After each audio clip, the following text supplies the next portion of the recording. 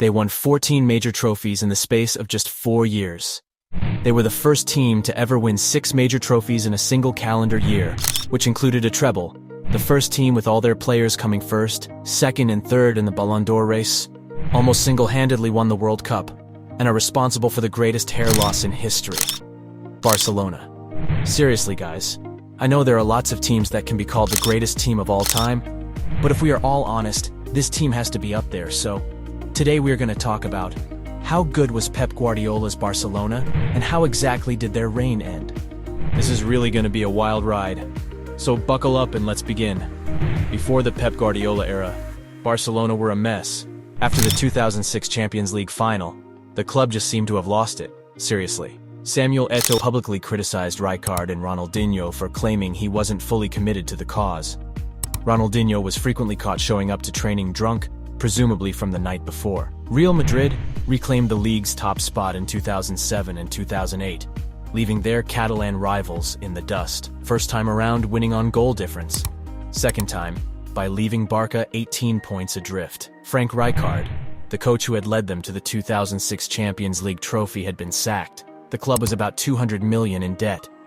The club was in bad shape. However, first things first, they needed a new coach. There were 3 major candidates. Jose Mourinho, who won a Champions League with Porto, disrupted Manchester United, and Arsenal's stronghold on the English Premier League, is a former Barcelona employee, meaning he was already familiar with the inner workings of the club off-pitch. Next, they had Johan Cruyff, who previously had single-handedly created the Barcelona Dream Team, revolutionized football both as a player and coach, brought Barcelona from an average team in the late 1980s to a team that won La Liga 5 times in a row. And their last option was a man with no senior team coaching experience, so the board, being completely logical, picked the third option. So, needless to say, Pep had the odds largely stacked against him. However, from the onset, he had an idea of the team he wanted to build. He required 100% commitment, had an extremely low tolerance for insubordinate behavior. In other words, he wanted a team that did what he said, exactly the way he said it, and was happy doing it. That season, Deco and Ronaldinho would leave, with Pep Guardiola fighting very hard to ensure Eto'o left as well. But with 16 goals in just 18 appearances the previous season, it was kinda hard to pull off. Anyways, the team looked set, with Puyol as his captain, Iniesta and Xavi in midfield, and Thierry Henry, Samuel Eto'o, and a 21-year-old Argentine. The team was arranged. Their tactics was very simple. Abidal. They make it look so simple. Control, pass, back flick, pass.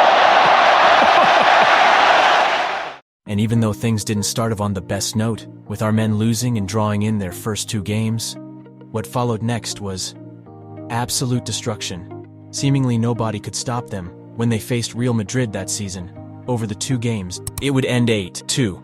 I think you get an idea of what I'm talking about. By the end of it all, the league title was theirs, with a 9-point gap proving the difference. The Copa del Rey also made its way to Camp Nou. The Champions League didn't prove to be much of an issue either.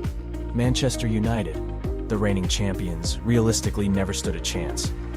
The treble was complete, the first and only Spanish club to ever do it.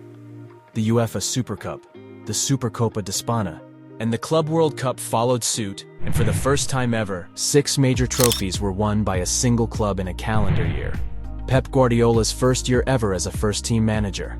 The man was 38. With the tactics and teams mostly unchanged, the team pushed on. 2 more La Liga titles back-to-back-to-back, and another Champions League in 2011. By the end of the 2010-11 season, Barcelona had won 13 trophies in 3 years. To put this into perspective, up to that point, Guardiola had taken charge of 183 games. This meant that this human was roughly averaging a trophy every 14 games. Damn. Plus, Spain went ahead and won the World Cup with 7 active Barcelona players starting in the final, and a Barcelona player scored the winner. Spain also won the 2008 Euros and the 2012 Euros. Oh, and also the top 3 players in the 2010 Ballon d'Or. Guess who they played for? However, back in Catalonia, despite a largely unaltered team between 2009 and 2011, there were a few changes. most notably the chasing of Samuel Eto'o, the arrival of Zlatan Ibrahimovic, and subsequent chasing, and the arrival of David Villa, finally breaking the curse of strikers that do not like this man. But anyways, the 2011 to 2012 season was different by the end of the 2011-12 season, despite Messi having the greatest singular season of all time. Madrid finally got the best of Barca and pipped them to the league by setting a La Liga points record, 100. Chelsea also got their revenge on Barcelona by knocking them out of the Champions League. That season, Barcelona would win only one trophy. But by this point, Guardiola had already grown tired of the job. As you can imagine, the stresses that come with the Barca hot seat, including constantly adapting to the times, was a draining experience. Adding on to that, reports were coming out that Guardiola had fallen out with club president Sandro Rosell, who had replaced Joan Laporta in 2010. After 4 years in charge, Guardiola decided he had seen and done all he could. And that was it. Since that time, Pep Guardiola has created other monstrous teams, but none is this. Thank you for watching and have a great day.